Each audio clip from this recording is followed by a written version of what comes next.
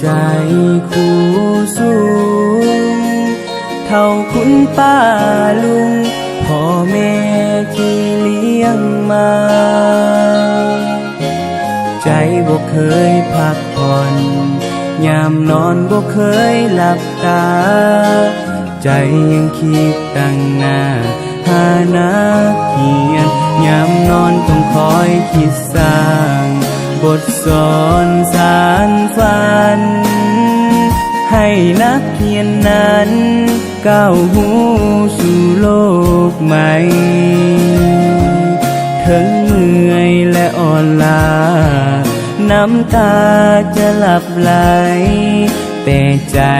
คู่บ่เคยหูคำว่ายอ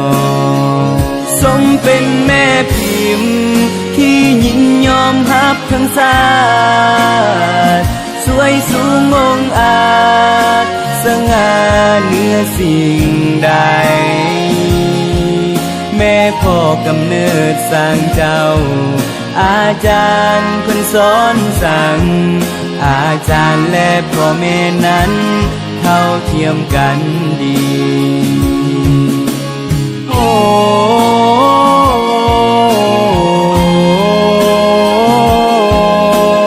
นานานานานานานา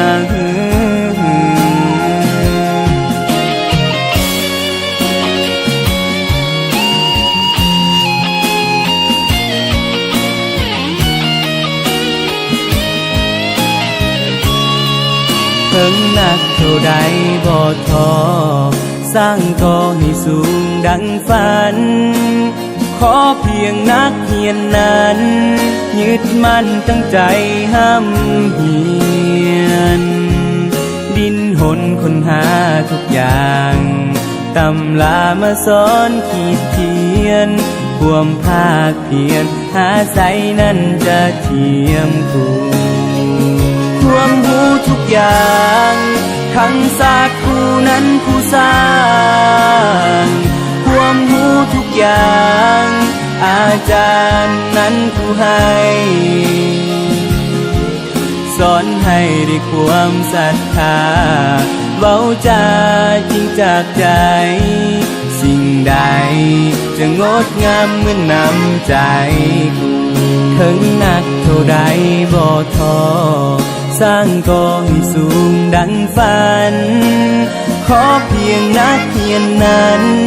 ยึดมั่นตั้งใจห้ำเหียนดินหนค้นหาทุกอย่างตำลามาสอนขีดเขียนความภาคเพียรหาใสนั้นจะเทียมคู่สมเป็นแม่พิมพ์ที่ยินยอมรับทั้งศาสตร์สวยสูงองอาจสง่าเหนือสิ่งใดแม่พ่อกำเนิดสร้างเจ้าอาจารย์เพิ่นสอนสั่งอาจารย์และพ่อแม่นั้นเท่าเทียมกันดี